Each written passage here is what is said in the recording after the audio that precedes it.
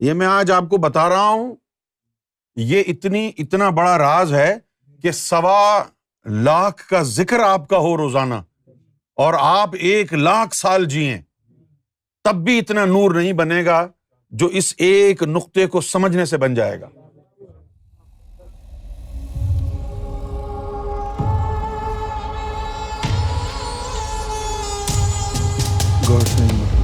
السلام علیکم ورحمۃ اللہ وبرکاتہ۔ نمسکار، ست سری اکال اینڈ ویری گڈ ایوننگ۔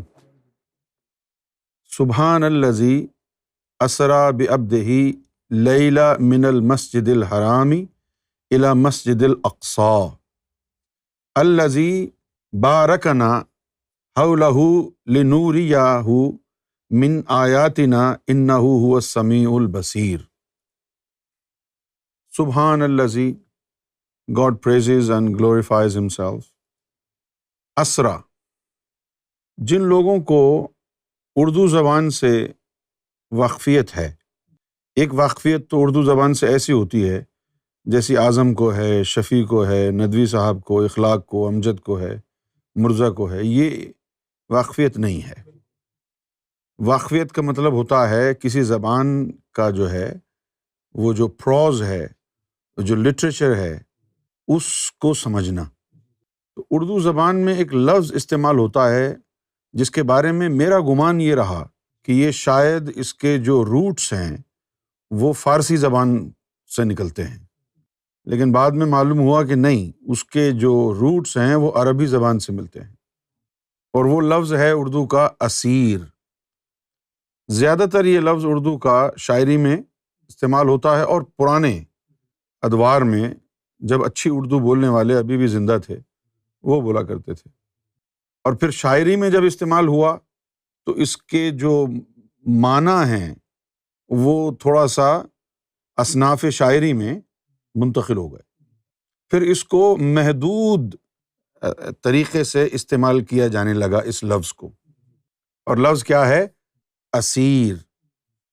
جب شاعری میں آیا یہ لفظ تو پھر اس کو لگا دیا زلفوں کا اسیر، اور اگر اس کا ناؤن بنایا گیا تو اس کو کہا اسیری۔ تو لفظ کیا ہوا؟ یہ اسیر، اور نکلا کہاں سے؟ یہ اسرا سے۔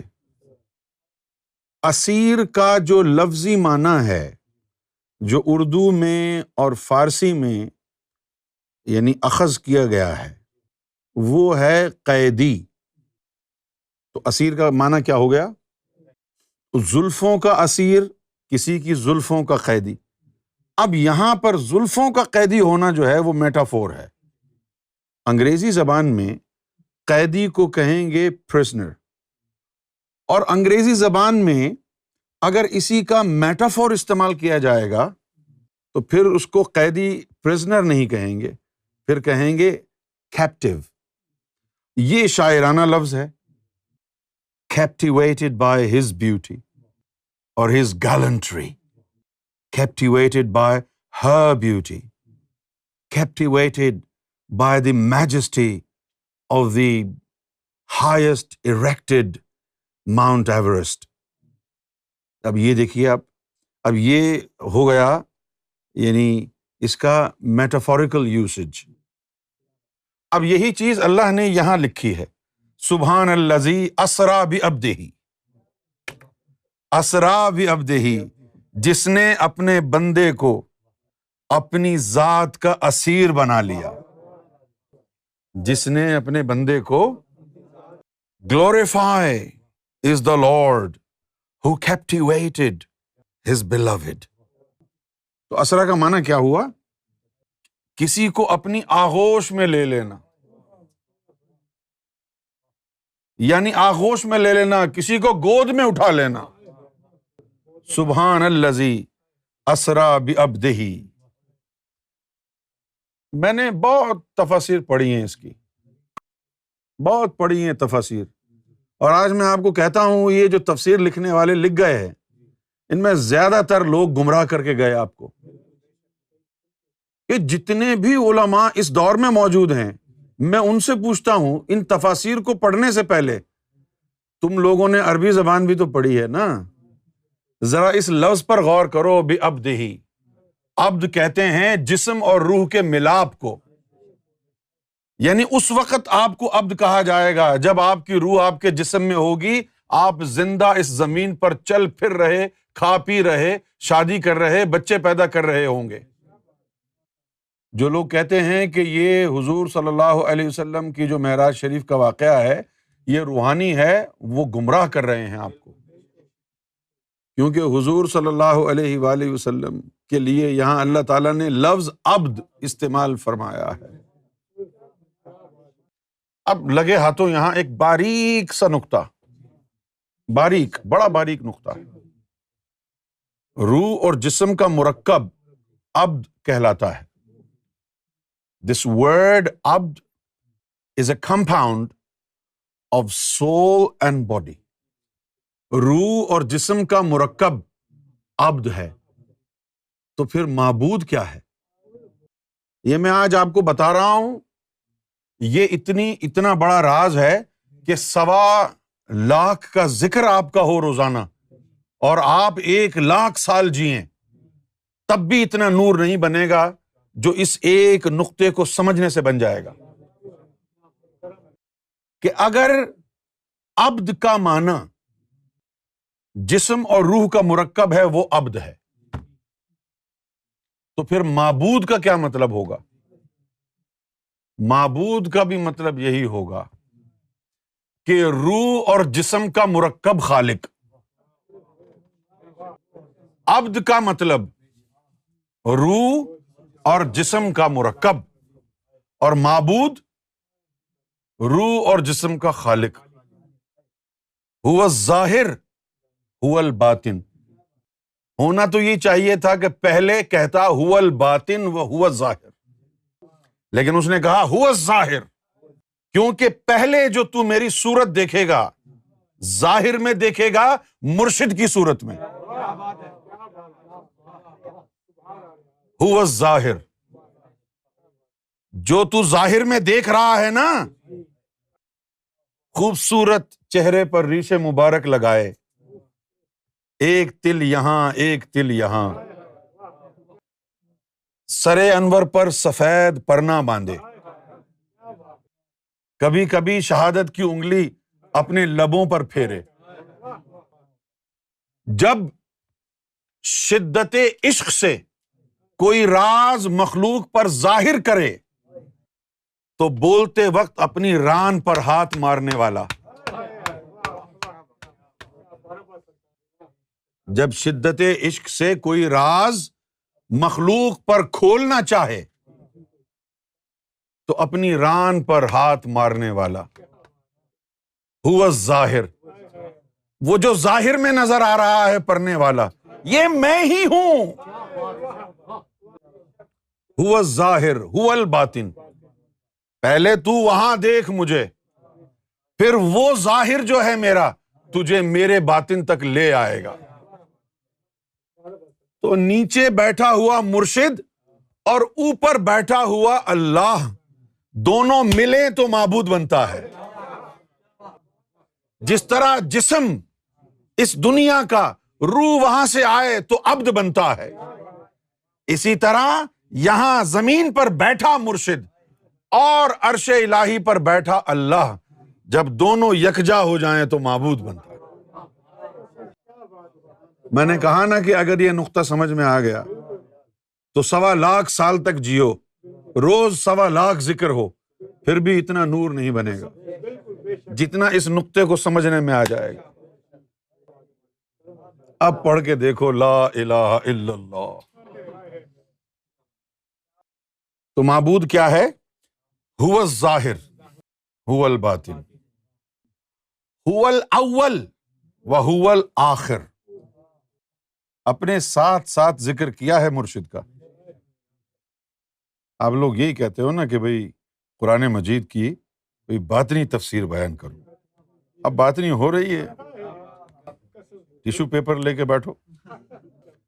هو الظاہر هو الباطن هو الاول هو الآخر، اول بھی اور آخر دوسرا بھی دونوں یکجا ہوں گے تو تو اللہ والا بنے گا۔ هو الظاہر اور هو الباطن، جب تک ظاہر میں رب نہیں ملے گا تو باطن تک کیسے پہنچے گا؟ جو یہاں اندھا ہے وہ وہاں بھی اندھا ہوگا۔ ایک مولوی آیا امام ابو حنیفہ کے پاس، سورہ متشابہات جو صورتیں ہیں نا قرآن مجید میں جن کو کہا جاتا ہے متشابہات، ان کے بارے میں کہ تم لوگ جو ہے یہ جو تفسیر قرآن کی بیان کرتے ہو یہ غلط ہے۔ تھا وہ عالم نابینا، کہہ رہا تھا امام ابو حنیفہ کو کہ یہ لو قرآن، کوئی بھی آیت نکال کے صرف اس کا لفظی ترجمہ کرنا اور مجھے غلط ثابت کر کے بتاؤ۔ تو امام ابو حنیفہ نے نکالا قرآن کی وہ آیت کہ جو یہاں بھی اندھا ہے وہ وہاں بھی اندھا ہوگا۔ تو کہنے لگا یہ لفظی ترجمہ کیوں کر رہے ہو؟ انہوں نے کہا تم نے ہی تو کہا تھا لفظی ترجمہ کرو، تب قرآن سمجھ میں آئے گا۔ ذلیل ہو کے چلا گیا وہ مولوی۔ یعنی جو یہاں اندھا ہے وہ وہاں بھی اندھا ہوگا۔ یہ باتیں میں آپ کو اس لیے بتا رہا ہوں کہ آپ کو در حقیقت سمجھ میں آئے کہ دین اسلام ہے کیا، قرآن ہے کیا، ذات مصطفیٰ ہے کیا۔ اگر یہ لیلۃ المعراج آپ کو سمجھ میں نہیں آیا، لیلۃ المعراج میں ہوا کیا ہے وہ سمجھ میں نہیں آیا، تو پھر آپ کا روحانیت میں کبھی بھی انٹرسٹ پیدا نہیں ہوگا۔ آپ سمجھیں گے کہ روحانیت تصوف الگ ہے، اسلام الگ ہے۔ کیونکہ جب صوفی کہتے ہیں کہ ہم آسمانوں کی سیر کو جاتے ہیں، جب صوفی کہتے ہیں کہ ہم ملکوت تک جاتے ہیں، جبروت تک جاتے ہیں، بیت المعمور تک جاتے ہیں، تو یہ مولوی ملا مذاق اڑاتے ہیں۔ ان سے تو پوچھا جائے کہ شب معراج میں جو کچھ ہوا، جو سفر حضور نے کیا، جہاں جہاں گئے، کیا امتی پر وہ سفر سنت مصطفیٰ نہیں بنتا؟ اب اگر بنتا ہے سنت مصطفیٰ یہ سفر، تو ذرا کر کے دکھاؤ اپنی نمازوں کے ذریعے، اپنی تلاوت کے ذریعے، اپنے علم کے داڑھی کے ذریعے کر کے دکھاؤ نا۔ دوسرا یہ کہ یہ دو چیزیں ہیں، مکے سے یروشلم تک کا سفر جو ہے وہ کہلائے گا اسرا۔ پوچھئے اس کو معراج کیوں نہیں کہہ سکتے؟ کیونکہ معراج کا مطلب ہے اوپر جانا، اس میں تو یوں گئے تھے مکے سے یروشلم، اوپر کہاں گئے تھے؟ یہ معراج کا حصہ نہیں ہے۔ کیوں نہیں ہے؟ کیونکہ معراج کا مطلب ہے اسنشن، اوپر جانا۔ تو مکے سے یروشلم کا جو سفر ہے وہ اوپر جانے کا تو ہے نہیں، وہ تو اسی دنیا میں ہے، تو اس کو معراج میں شامل نہیں کریں گے۔ تو معراج کی ابتدا کہاں سے ہوئی ہے؟ معراج کی ابتدا یروشلم سے ہوئی ہے، یہاں مکے سے تو نہیں ہوئی۔ اچھا، پھر بہت سی حدیثوں میں آیا کہ بی بی عائشہ صدیقہ رضی اللہ تعالی عنہا نے یہ یعنی مقدمہ پیش کیا شب معراج کی توجیحات میں سے کہ حضور صلی اللہ علیہ وسلم کا جسم تو یہی تھا، تو یہ روحانی سفر ہوا ہوگا، جسمانی نہیں تھا۔ ایک آدھ اور بھی صحابی ہیں، انہوں نے بھی یہ کہا۔ اچھا، سوچنے کی بات یہ ہے کہ جس رات کو شب معراج ہوئی ہے، اس رات کو حضور اپنے حجرے میں نہیں تھے۔ اس رات کو کفار مکہ نے بڑا تنگ کیا، تو بہت آپ جو ہے وہ رنجیدہ خاطر تھے، بہت زیادہ دل آپ کا اداس تھا۔ تو آپ چلے گئے مولا علی کی جو بہن ہیں، حضرت ابو طالب کی بیٹی ام ہانی، تو انہوں نے وہ رات گزاری ہے اپنی چچا زاد بہن ام ہانی کے گھر۔ بی بی عائشہ تو وہاں تھی نہیں، تو اب جب بی بی عائشہ وہاں تھی نہیں تو پھر آپ کی قول مبارک کو تو بڑی آسانی سے رد کیا جا سکتا ہے کہ بھئی آپ تو وہاں تھی نہیں جو آپ یہ کہیں کہ حضور کہاں تھے۔ اچھا، اس کے بعد میں آپ کو ایک آیت پیش کرتا ہوں، وَإِذَا قُلْنَا لَكَ، اور جب ہم نے کہا نا آپ کے حوالے سے، إِنَّ رَبَّكَ أَحَاطَ بِالنَّاسِ، کہ آپ کے رب نے تمام انسانوں کو اپنی مٹھی میں رکھا ہوا ہے، احاطہ کیا ہوا ہے سب کا۔ اب اللہ تعالیٰ نے فرمایا، حضور صلی اللہ علیہ وسلم کو مخاطب ہوئے کہ جو ہم نے اپنا دیدار آپ کو عطا کیا تھا نا، جو ہم نے رویا کا مطلب ہوتا ہے دیدار، دیکھنا، جو ہم نے آپ کو اپنا دیدار عطا کیا تھا نا، وہ انسانیت کے لیے، وہ جو دیدار ہم نے آپ کو عطا کیا تھا وہ انسانیت کے لیے ہم نے۔ یہاں پر اب دو لفظ ہیں اور دونوں لفظوں میں اس کے معنی بڑے ہی خوبصورت نکلتے ہیں۔ تو لفظ جو فتنہ ہے، اس کا جو اصل معنی ہے نا، فتنہ، لفظ فتنہ کا، وہ ہے آزمائش، انگریزی میں کہیں گے ٹرائل۔ تو اب اس کو ذرا سمجھیں کہ یا رسول اللہ صلی اللہ علیہ وسلم، ہم نے جو اپنا دیدار آپ کو عطا کیا تھا، اب وہ جو دیدار ہے جو آپ کو ہم نے عطا کیا، اب دنیا کے لیے وہ آزمائش بن گیا ہے۔ کوئی کہہ رہا ہے کیا ہے، کوئی کہہ رہا ہے نہیں کیا۔ اچھا، دوسری بات کہ جن لوگوں نے کہا ہے کہ جسمانی دیدار نہیں ہوا، روحانی دیدار ہوا، ان لوگوں نے استدلال کے طور پر قرآن مجید کی وہ آیت بیان کی ہے جس میں اللہ تعالیٰ نے ارشاد فرمایا ہے کہ آپ کے فؤاد نے رب کو دیکھا۔ عربی زبان میں فؤاد فزیکل ہارٹ کو بولتے ہیں اور اسپرچول ہارٹ کو قلب بولتے ہیں۔ فؤاد جو ہے وہ دل، جسمانی گوشت کے لوتھڑے دل کو کہتے ہیں۔ تو اللہ تعالیٰ قرآن مجید میں اشاروں میں بات کرتا ہے۔ اب یہاں سے اگر آپ انٹیلیجنٹ ہیں تو پک کریں، اچھا بھائی جسمانی دل نے دیکھا تو جسم کے اندر دل کے ساتھ آنکھیں بھی تو ہوتی ہیں، کان بھی تو ہوتے ہیں، سنا کس سے تھا؟ اچھا، اب اگر روحانی بات کی جاتی تو پھر وہاں دل کا ذکر نہیں ہوتا، روح دیکھتی۔ اگر روحانی ہوتا تو روح جاتی نا۔ اگر دیدار روحانی ہوتا تو روح جاتی۔ اب اگر جسمانی دل نے رب کو دیکھا ہے تو پھر جسم میں لگا ہوا ہے دل، وہ ساتھ گیا ہوگا جسم۔ کیا فؤاد روح میں لگا ہوتا ہے یا جسم میں؟ آج میں صرف علماء سے مخاطب ہوں جن کو اپنے علم پر ناز ہے۔ اگر روحانی دیدار ہوتا تو جسمانی دل کا نام کیوں لیا جاتا قرآن مجید میں؟ روح کا کہا جاتا کہ روح نے دیکھا۔ اگر فؤاد نے دیکھا ہے تو فؤاد وہاں ہوگا یا نہیں؟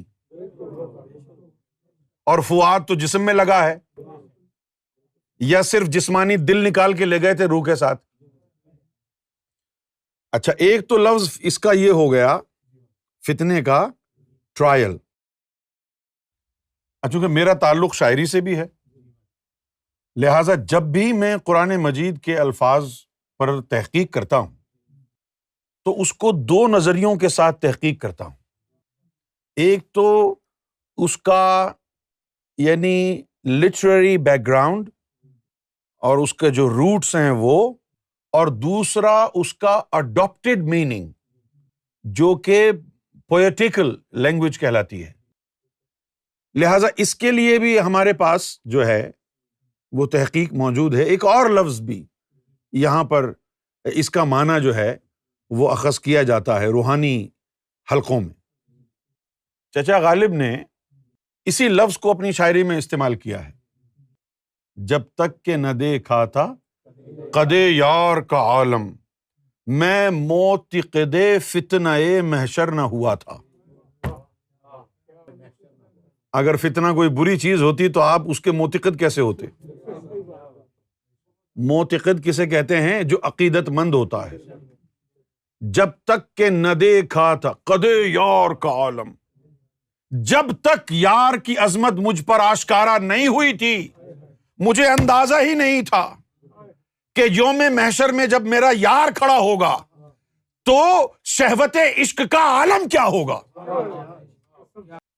جب تک کہ نہ دیکھا تھا قدے یار کا عالم، کتنی عظمت والا ہے میرا یار، جب تک کہ نہ دیکھا تھا قدے یار کا عالم، میں موتی قدے فتنہ محشر نہ ہوا تھا۔ اب یہاں پر فتنہ جو انہوں نے لفظ استعمال کیا ہے، چچا غالب کی بات کر رہا ہوں، فتنے سے مراد یہاں پر ہے ٹیمپٹیشن۔ فتنے سے کیا مراد ہے؟ ٹیمپٹیشن۔ یہی لفظ، کیونکہ یہ قرآن میں کہیں کہیں اللہ تعالیٰ جو ہے وہ بڑا رومانٹیسائز کرتا ہے آیات کو، کئی مقامات ہیں، یا ایھا المزمل، یہ کیا رومانٹسزم نہیں ہے؟ اب جب رومانٹسزم ہوگا، اللہ رومانوی انداز میں مخاطب کرے گا تو پھر مزاج بھی شاعرانہ ہوگا۔ یا ایھا المزمل، اے چادر میں لپٹے ہوئے محبوب، ہائے ہائے، تو یہ رومانٹسزم ہے نا۔ یا رسول اللہ صلی اللہ علیہ وسلم، آپ کا گھوڑا دوڑا، اس گھوڑے کے پاؤں سے جو ریت اڑی، اس ریت کی قسم۔ یہ کیا ہے؟ یہ رومانٹسزم ہے، یہ اللہ کا رومانوی انداز ہے اپنے حبیب کو مخاطب کرنے کا۔ اب دیکھیے، یا رسول اللہ صلی اللہ علیہ وسلم، ہم نے جو اپنا دیدار آپ کو کرایا تھا، وہ دیدار ہم نے انسانیت کے لیے ایک ٹیمپٹیشن کے طور پر رکھا ہے کہ تیرا دیدار کا ذکر ہو اور لوگوں کے دلوں میں بھی اپنے رب کو دیکھنے کی امنگ جاگے۔ تو نے جو دیدار اپنے رب کا کیا، اس کو کوئی بتانے والا آ کے بتائے، لوگوں آؤ، محمد رسول اللہ صلی اللہ علیہ وسلم کو ایک بشری صورت میں پیدا کیا، چلتا پھرتا، بولتا، سوتا، شادیاں کرتا، بچے پیدا کرتا، ایسا پیدا کیا، اور پھر ایک رات سبحان الذی اسریٰ بحمدہ لیلا من مسجد الحرام الی مسجد الاقصی، کہ کوئی ذکر کرے گا تمہارے اندر بھی امنگ جاگے گی، ساری انسانیت میں امنگ جاگے گی۔ اچھا، یہ تو ہو گئی تفسیر نمبر 1۔ اب میں آپ کو تفسیر جو ہے وہ جبروتی تفسیر اس کی بتاتا ہوں۔ جبروتی تفسیر میں کیا ہے؟ ظاہری تفسیر میں تو یہ ہے کہ مسجد الحرام سے لے گئے اور مسجد اقصیٰ تک گئے، اور جبروتی تفسیر میں اقصیٰ کا مطلب ہے آخری کونا، انگریزی میں کہیں گے دی farthest، as far as something can be، وہ کہا جائے گا دی farthest۔ اس مسجد میں لے گئے جو یعنی بالکل آخری مسجد ہے، اس کے بعد کوئی مسجد ہے نہیں، وہاں لے گئے۔ تو اب جبروتی جو تفسیر ہے اس کے مطابق یہاں مسجد اقصیٰ سے مراد مسجد اقصیٰ نہیں ہے، بلکہ دور افتادہ مسجد، آخری مسجد، ریموٹسٹ۔ انگریزی میں کیا کہیں گے اس کو؟ ریموٹسٹ۔ یہ ریموٹ سے نکلا ہے نا، اب وہ ٹیلی ویژن والا ریموٹ نہ سمجھیں اس کو، ریموٹ کا مطلب ہے دور، بہت دور۔ تو ریموٹسٹ کا مطلب ہے کہ سب سے زیادہ دور۔ سب سے زیادہ دور والی مسجد کون سی ہے جس کے بعد کوئی اور مسجد نہیں؟ بیت المعمور۔ تو اب یہ جو لفظ مسجد اقصیٰ ہے، یہ اسریٰ میں بھی ہے اور معراج میں بھی ہے۔ خدا کی عزت کی قسم، اگر تمہیں معلوم ہو جائے کہ میں تمہیں کیا دے رہا ہوں، قبر میں جاؤ نا، جھولیاں پھیلا پھیلا کر کے دعائیں دو، تمہیں معلوم نہیں ہے کہ میں تمہیں کیا دے رہا ہوں، تمہیں اندازہ بھی نہیں ہو سکتا۔ یہ وہ قرآن مکنون ہے کہ جس کو انبیاء ترستے رہے ہیں سمجھنے کو۔ اس کے بعد اب فرمایا کہ الذی، اب یہ مسجد اقصیٰ کی تعریف ہو رہی ہے. جیسے ہم انگریزی میں ایڈجیکٹو استعمال کرتے ہیں نا، تو اللہ تعالیٰ نے بھی یہاں پر ایڈجیکٹو فریز کلوز ایک استعمال کیا ہے کہ من المسجد الحرام الی مسجد الاقصی الذی. کون سی مسجد؟ اب وہ جو مسجد ہے الذی، وہ جو مسجد ہے بارکنا حولہ، بارکنا ہم نے برکت دی، حولہ اس کے چاروں اطراف کو برکت سے بھرا ہوا ہے. اب آپ اندازہ لگائیے کہ مسجد کے چاروں طرف، مسجد اقصیٰ کے چاروں طرف اللہ کی برکت اور رحمت نے اس کو گھیرے میں لیا ہوا ہے، اور وہاں قتل غارت ہو رہی ہے. قرآن کہہ رہا ہے الذی بارکنا حولہ، ہال یعنی گھیرے میں لے لینا.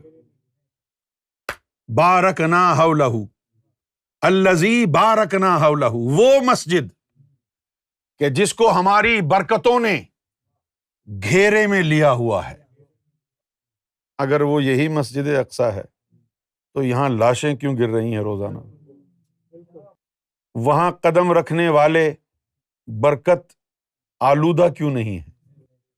برکت سے مستفیض کیوں نہیں ہیں؟ اچھا پھر اور کیا فرمایا؟ کیوں لے کے گئے مسجد اقصیٰ؟ تاکہ دکھائیں من آیاتنا، ہم اپنی نشانیاں دکھائیں. کون سی نشانیاں دیکھیں یروشلم جا کے حضور صلی اللہ علیہ وسلم نے؟ آپ کیوں نہیں جاتے؟ اسرائیل جاؤ نا اللہ کی نشانیاں دیکھنے. مسلمان تو کہتے ہیں وہ تو یہودیوں کا ملک ہے. تم اسرائیل گئے تھے، یہودی ہو گئے ہو. حضور پاک بھی تو گئے تھے اور اللہ لے کے گیا تھا. اس وقت لے کے گئے تھے وہ تو، تم تو آج گئے ہو. اچھا بھائی، آج وہ برکت ختم ہو گئی ہے اللہ کی مسجد اقصیٰ سے؟ آج اللہ کی وہ برکتیں ختم ہو گئی ہیں جو اللہ نے وہاں اپنی نشانیاں رکھی ہیں، وہ ختم ہو گئی ہیں اب. کیونکہ قرآن کہہ رہا ہے نا کہ کون سی مسجد اقصیٰ؟ الذی بارکنا حولہ لنریہ، تاکہ ہم دکھائیں من آیاتنا، اپنی نشانیاں. اچھا اب وہ یہ جو مسجد اقصیٰ یہاں پر ہے، ہم تو دیکھ کے آئے ہیں نا، وہاں تو کوئی یعنی طہارت کا بھی انتظام جو ہے وہ اہتمام نہیں کرتا کوئی. ٹورسٹ آتے ہیں، جوتے پہن کے جاتے ہیں ادھر ادھر. الذی بارکنا حولہ، ہماری برکت نے گھیرے میں لیا ہوا ہے پوری جگہ کو. لنریہ من آیاتنا، ہم لے کے اس لیے جا رہے ہیں وہاں پر تاکہ اپنی نشانیاں آپ کو دکھا دیں. تو یہاں پر to kill two birds with one stone والی بات ہے. ایک تفسیر کے مطابق، تاویل کے مطابق تو یہ بات مسجد اقصیٰ کے لیے ہی ہے، لیکن زیادہ بفٹنگ جو ڈسکرپشن ہے اس کا وہ بیت المعمور ہے، کہ وہاں پر اللہ کی نشانیاں ہیں. پوچھو پہلی نشانی کیا ہے وہاں پر؟